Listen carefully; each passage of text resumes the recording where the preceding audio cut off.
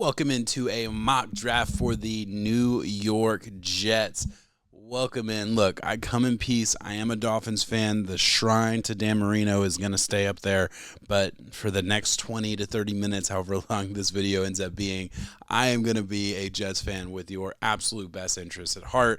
And if you watched my last 2-round mock, that wasn't always the case, if I'm being honest with you guys. But all right, I hope you're interested. I hope you're watching. Jets fans, please like and subscribe if you're interested in draft content, because that's what this is. It has nothing to do with my personal fanship. All right, let's go ahead and get into it, guys.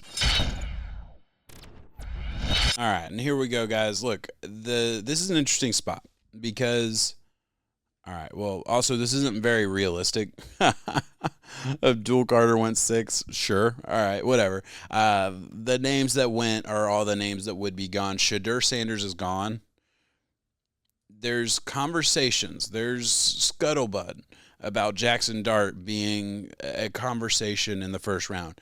He's not going to be in this mock. I'll sit here and tell you, if Shedeur Sanders was on the board, I wouldn't have drafted him for the Jets either.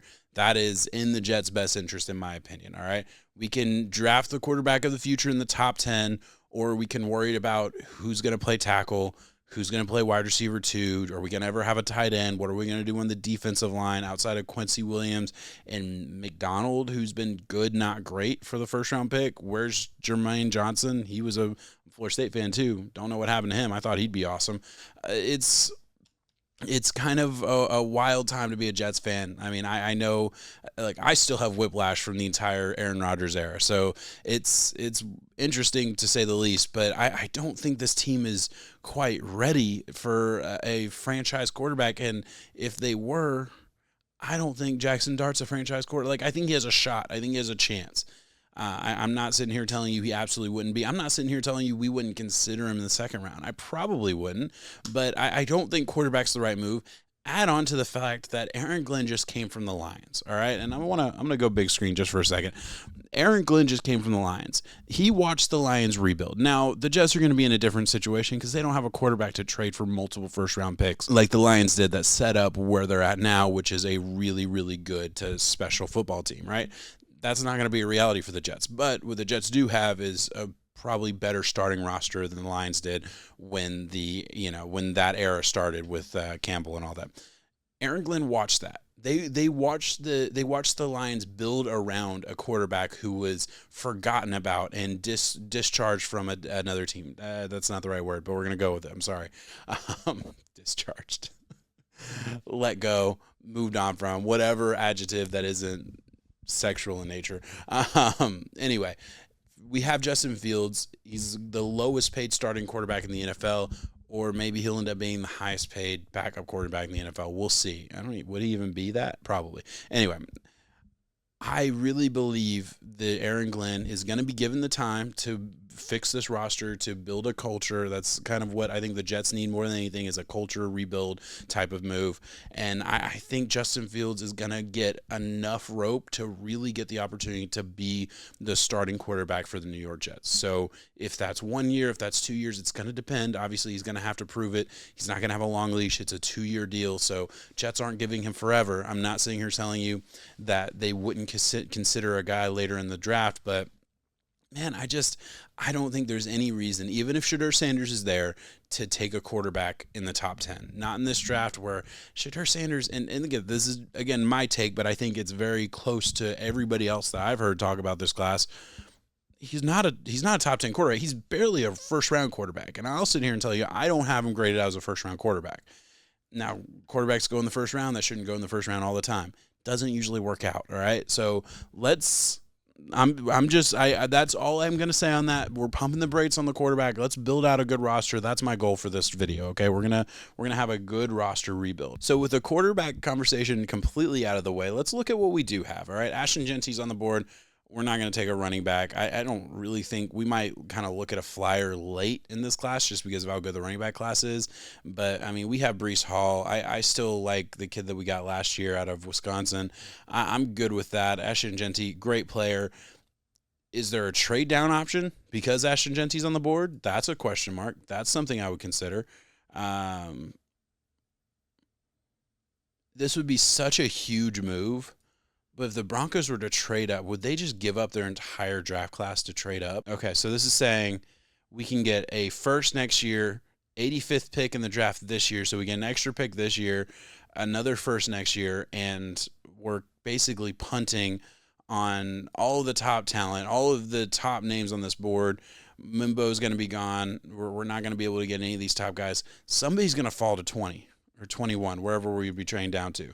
I think this is really interesting. Look, I don't know if the Jets would absolutely do this, and I didn't go into this draft 100% wanting to trade, but why not have fun with it? This is a mock draft. Let's play out the scenario if there was a trade down for the New York Jets. Let's go ahead and add this right here just to kind of confirm that this is going to trade, because I never force it. I always just offer the trade.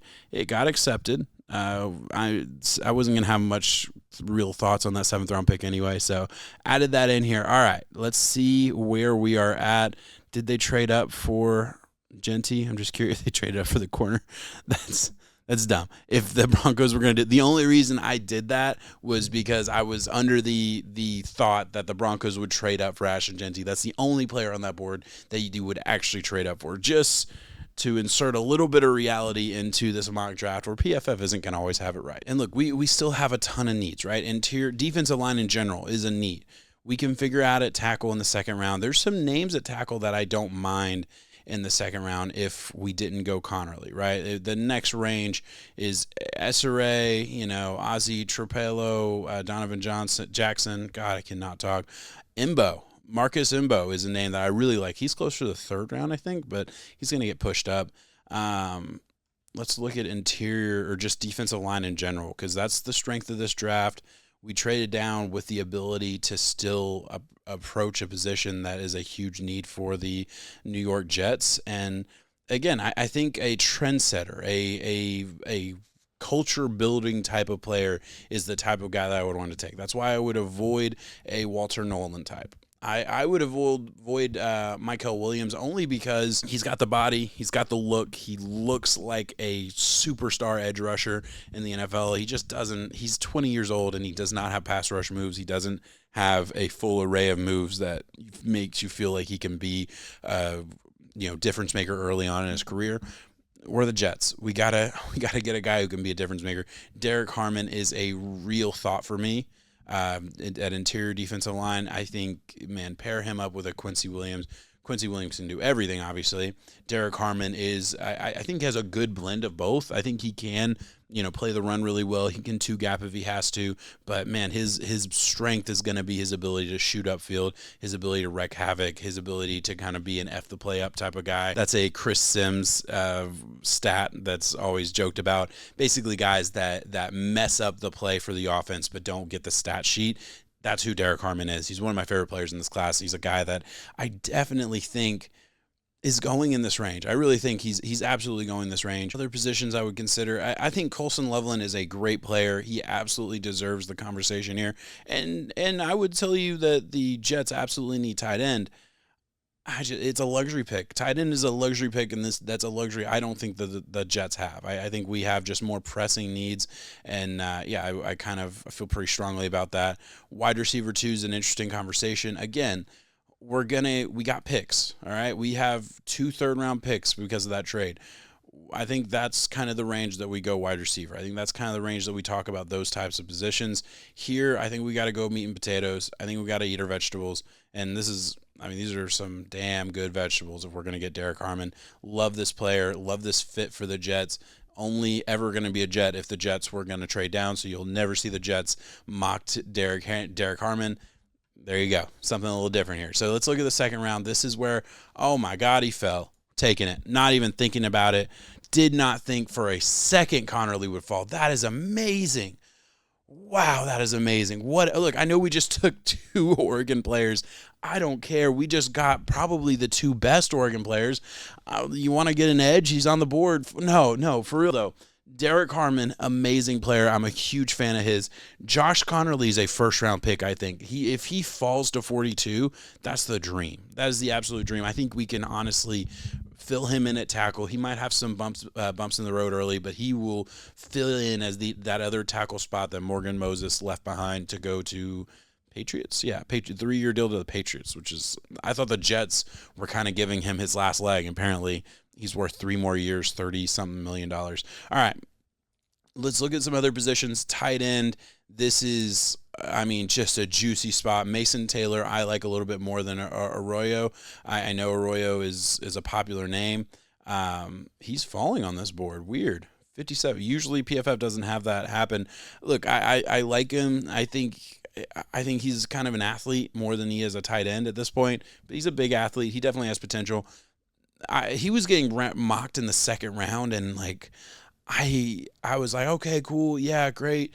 And then I really dove into the tight ends. I didn't dive deep, but I watched like the first 6 or 7 that everyone's talking about. And Arroyo was the one where I'm like, okay. Okay. You know, and it just wasn't, it didn't blow me away. Mason Taylor, I mean, I'm a Dolphins fan. I'm going to love Mason Taylor. I love the idea. Hey, y'all had Jason Taylor. This is Jason Taylor's son, by the way. Jason Taylor was a Jet for a year, and it broke my soul. I need you to know how bad that hurt, because I was a kid. I was a little kid. I didn't know that football would hurt me the way it did. Jason Taylor was like my first favorite player, like genuinely one of the first players I remember falling in love with. You know, remember that feeling, like as a young football fan, just naive and thinking that, you know, it's not realizing that it's a business, and having some of that joy taken away from you when you really break it down. That joy was taken from me, and the Jets did that. And I hope that makes a Jets fan smile, because it's funny now, but at the time it really did hurt. I was not happy. All right, where do we want to go here? I think we can go a lot of different spots. There's a lot of different needs. We mentioned tight end. Mason Taylor's definitely on the conversation. Cornerback and then wide receiver are the other positions that are very, very interesting to me. Jalen Knoll is a guy that I really like in this spot.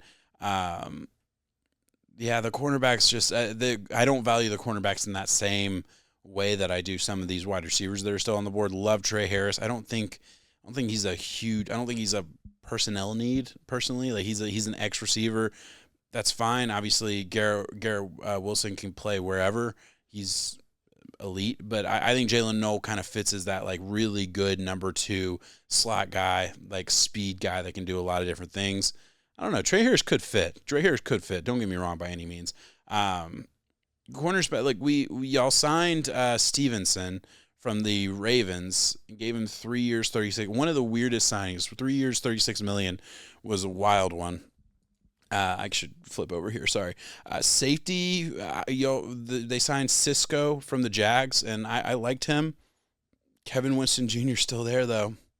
And this is juicy. This is juicy spot for Kevin Winston Jr.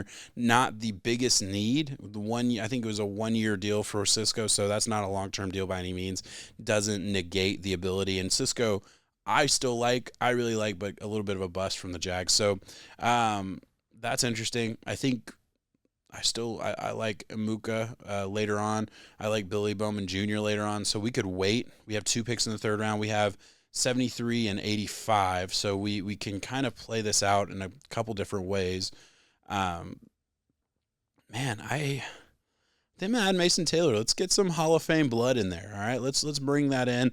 Obviously, I don't know. I don't know. Like that, I don't know for sure that would be the biggest need for them. And obviously they do need wide receiver, but they really just need another pass catching weapon alongside Garrett Wilson. And I'm not saying Mason Taylor can be that year 1.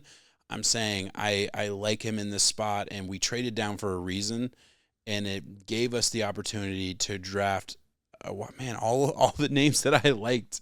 All the names that I liked are still on the board. Man, this draft is falling together perfectly. Perfectly, man. Absolutely perfectly. Where do we want to go here? We have another 25 picks here at 110. So a lot of these wide receivers probably going to go. If we want, there's a tier break. There's the level of wide receiver that we're going to get in this range falls off the well. Completely falls out. Safety, if Mbuka can still be there, Billy Bowman, who will definitely be there on this board, but I do think is a borderline 4th round pick.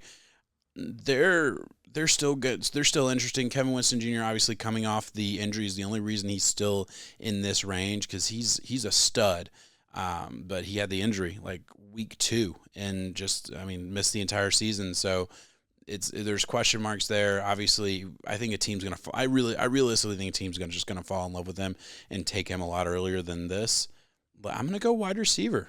We took the tight end, and I know I mentioned we had a weapon, but like tight end takes a little bit of time. I think he's a long-term answer at tight end. Let's go ahead and take Jalen Knoll out of Iowa State. And again, this is just an explosive receiver. Has a ton of burst.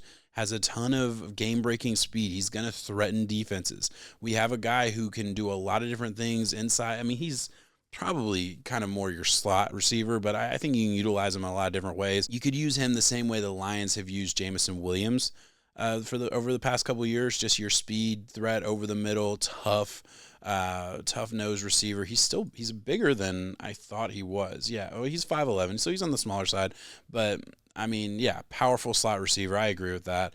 Yeah, or you go the X receiver outside, different type of guy. I actually would rank him higher. I think this fits a more pressing need. I think he adds a little bit more playmaking ability, a little bit more juice. I mean, you can give him screens, you can give him a lot of different things and, kind of manufacture touches for him. I'm going to hope that safety falls and we can get a good safety in the 4th round. Okay, well, if Latham's there, then I know we're not getting a safety. Not that I like. Okay, Billy Bowman Jr. is still there, obviously. I think we're going to go Billy Bowman Jr. He's, again, I'm equating it to the Lions because that's where Glenn's coming from, and I'm trying to at least have some kind of symmetry there. Billy Bowman Jr., I think, can do a lot of the same things that you see Brian Branch doing. It's smaller player for sure, but you're also getting him much later in the draft. Again, I understand I understand that 110 overall isn't exactly where you'd want him to. Like, I understand the difference in the ranking versus where I'm taking him. I just think this ranking is wrong. I think he's going to go a lot earlier in this. I think Billy Bowman Jr. is that next guy in this tier, and it's why I was comfortable waiting. It's why I felt like, okay, we can take the explosive wide receiver. We can kind of, have our cake and eat it too a little bit here with Billy Bowman Jr. in the 4th. Just round out that secondary that I do think, like, Cisco is who he is. I'm not going to just be, oh, wow, that's perfect, we're good. Now in the 5th round, Quinn Ewers is still available. This makes sense to me. I think, look, the reality is every single pick that the Jets have, from the first pick at 7 overall to, if they ever trade down, to 2nd, 3rd, 4th, whatever, their conversation is going to be when they're on the clock, is this where they're going to take a quarterback? And now for me, the conversation is, okay, is this where I want to take a quarterback? For me, it would be Quinn Ewers. I think Quinn Ewers has the most upside, just the most pure, like, okay, he played injured last year. Okay, he was the 5-star best recruit ever, blah, blah, blah. And then just was fairly disappointing, but he can make all the NFL throws. He has a ton of potential. I think he should have transferred out and played more college football. He could have had, a Bo Nix level career arc a little bit, as far as go play somewhere else for a couple of years, be really good. And yeah, he would have had a better start. I mean, Bo Nix had the abysmal Auburn time and then goes to Oregon and completely reinvents himself. Quinn Ewers could have gone almost anywhere, and still had the Bo Nix Oregon years. And then, yeah, the Quinn Ewers Texas years were not nearly as bad in comparison to Bo Nix Auburn years. Again, I'm just kind of saying what I wish he would have done for his career, what I think would have made Quinn Ewers the best player he could have been. Instead, yeah, I think 5th round's possible. 4th rounds, I mean, like, he could go 3rd. I don't think he goes any earlier than that, but this is real. This isn't like pretend PFF crazy ranking stuff. Like, this is real. And then outside of that, I mean, where do we want to go? I don't know that there's anywhere else that I would really strongly consider here. A lot of good names, a lot of good possibilities. You could take a guard, Tyler Cooper. You could obviously, and there's, like, the Jets have no shortage of needs. We'll look at cornerback here real quick. Stevenson, yeah. Quincy Riley I like. Denzel Burke I like, and especially in this range. We're going to take the quarterback. We're just going to go ahead and take the quarterback. I'm going to save you the suspense. But in the 5th round, there's still some names. There's still some interesting spots there. Let's just add a guy who I think, Can he learn? Can he grow? Can he be a part of the organization? The Lions did this with, I think, the UT kid, same kind of range, drafted a couple years ago. Yeah, he was coming off an injury when he was drafted. All right, now I'm going to sit here and tell you, Kyle Williams will not be available with the 162nd pick in the draft. He will not be available in the 4th round. I don't know if he's available in the 3rd round. I drafted Jalen Knoll, 85 overall. Now, I was aware, because I've been doing these videos for a bunch of different teams, that Kyle Williams was on that board. You just got to be realistic, and I've mocked him to a couple teams already. Kyle Williams and Jalen Knoll have very similar skill sets. They're very similar players, in my opinion. Explosive as hell, slot receivers. Kyle Williams is a little bigger, but not by much. I mean, 6 foot versus 5'11". So they're both good players. I think Jalen Knoll. I think Kyle Williams. I don't know. I think Jalen Knoll's a little bit better than Kyle Williams, I think. But they're both in the same tier, and they're both going to get drafted kind of in that same range. And even Jalen Knoll going 85 is, a little bit of a push. I don't know.